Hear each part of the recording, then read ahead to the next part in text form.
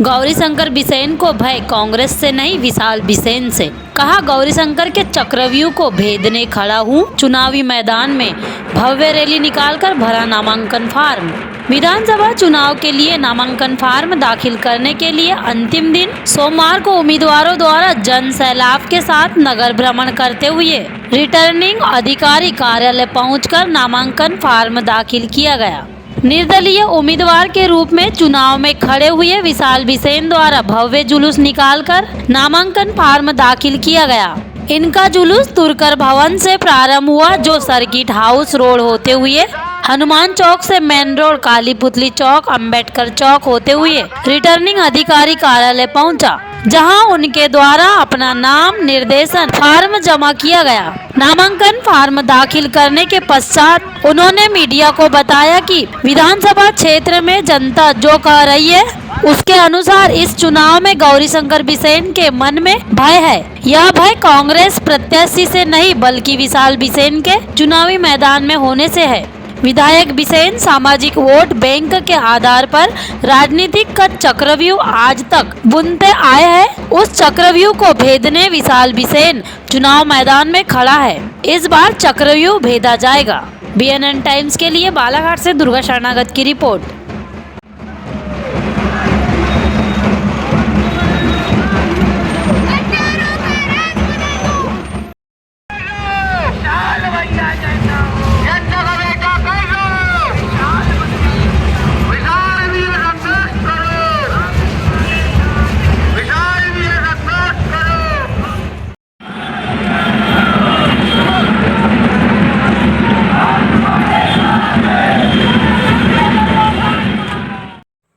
व्यापारी वर्ग की किसान वर्ग की लड़ाई लड़ता रहा। अनेकों बार आप मीडिया के साथियों ने उस क्षेत्र की और जिले की जनता ने मुझे देखा है किस तरीके से हमें संघर्ष करना पड़ा। कई मुद्दों पर जो मुद्दे व्यापारी जुड़े हुए थे, किसानों से जुड़े हुए थे, मजदूरों से जुड़े हुए थे। तो निश्चित है कि इस चुनाव में भी इन मुद्दों पर मेरा विशेष ध्यान रहेगा कि किस तरीके से मैं किसानों को, मजदूरों को, हमारे व्यापारी साथियों को, छात्र छात्राओं को, हमारी युवा पीढ़ी को, जो हमारे बेरोजगार युवक हैं उनको उनके संघर्ष को मैं कैसे आगे बढ़ा पाऊँ, उनकी जो उनको जो सुविधाएं चाहिए उनके लिए मैं कैसे आगे लड़ाई लड़ सकूँ, इस पर निश्चित मेरा ध्यान केंद्रित रहेगा। मेरे जो बालाघाट विधानसभा चुनाव के मुख्य मुद्दे हैं उसमें सबसे पहला मुद्दा है अच्छी शिक्षा। इस क्षेत्र के बच्चों को, युवाओं को अच्छी शिक्षा मिले, यहाँ पर उनके बालाघाट में उन्हें मिले, शासकीय व्यवस्था के तहत मिले। दूसरा, अच्छा स्वास्थ्य, अच्छी स्वास्थ्य सुविधाएँ, एम्बुलेंस की व्यवस्थाएँ अच्छी हो। हमारे जो PSC सेंटर हैं, लालबरा में हॉस्पिटल है, बालाघाट में अस्पताल है, जो ट्रॉमा सेंटर, इसको प्रसूति गृह जैसे उपयोग किया जा रहा है, वो ट्रॉमा के रूप में उपयोग किया जा सके, ऐसी बेहतर स्वास्थ्य सुविधाएं इस क्षेत्र की जनता को मिल सके, इस पर मेरा फोकस रहेगा। और तीसरा, जो इस क्षेत्र की सबसे बड़ी समस्या है वो है मजदूरों का पलायन और बेरोजगारी, शिक्षित युवाओं की बेरोजगारी।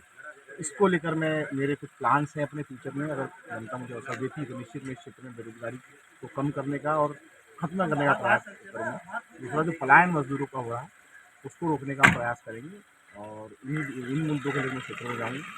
साथ ही हमारा मुद्दा है कि खेती को रोजगार गारंटी योजना से जोड़ा जाए, मनरेगा को 365 दिन साल भर जो है उसको निश्चित किया जाए, शहरी क्षेत्र में भी मनरेगा को लागू किया जाए और किसानों की जो फसल की मूल्य होने चाहिए तो वो एक प्रदेश सरकार अपने स्तर पर एक समिति बनाकर, जो पुराने जो समितियां बनी है उन पर नहीं, नई समिति बनाकर उस पर जो है किसानों से चर्चा करें और किसानों की बातों से निष्कर्ष निकाल कर जो है समर्थन मूल्य जो है फसल का तय हो।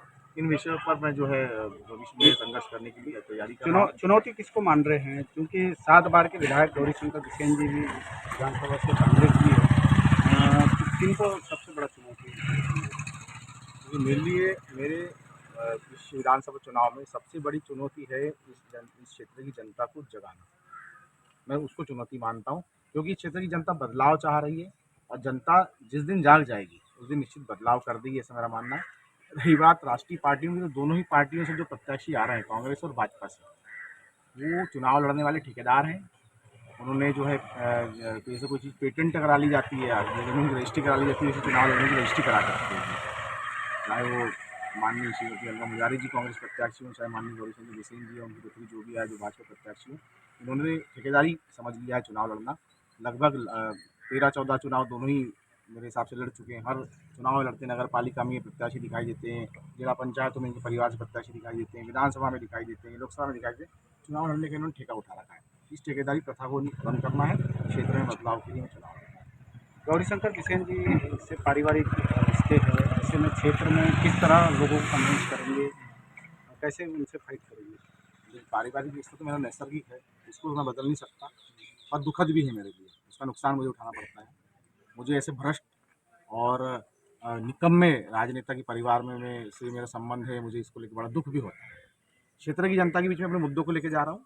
हमारे क्षेत्र का किसान मेरी मांग, जो मैं मांगों को लेकर लड़ाई संघर्ष कर रहा हूँ, उसको लेकर मेरे साथ है।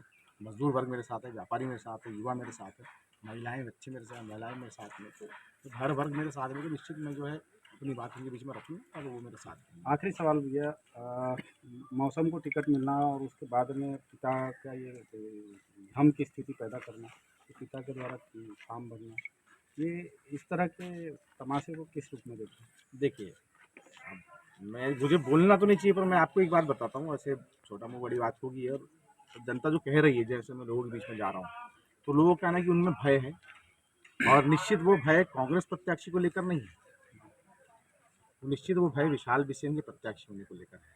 क्योंकि आपने एक सवाल इससे पहले किया था, परिवार और ये सारी चीज़ें, तो कहीं ना कहीं जिस सामाजिक वोट बैंक के आधार पर अपनी राजनीति का चक्रव्यूह आज तक बुनते आए हैं, उस चक्रव्यूह को भेदने विशाल बिसेन ऊपर पड़ा है, तो इसको लेकर उन्होंने भय है। और इस बार चक्रव्यूह भेदा जाएगा और इस बार बाला में बदलाव होगा। हमारा नारा है बदल दो बालाघाट। आप सभी मीडिया के साथियों से भी अनुरोध है कि आप इस बात को अपने मन में भी रखें कि हमें बाला में बदलाव करना है, एक नए व्यक्तित्व को आप अवसर दीजिए, निश्चित बालाघाट का हम सबका विकास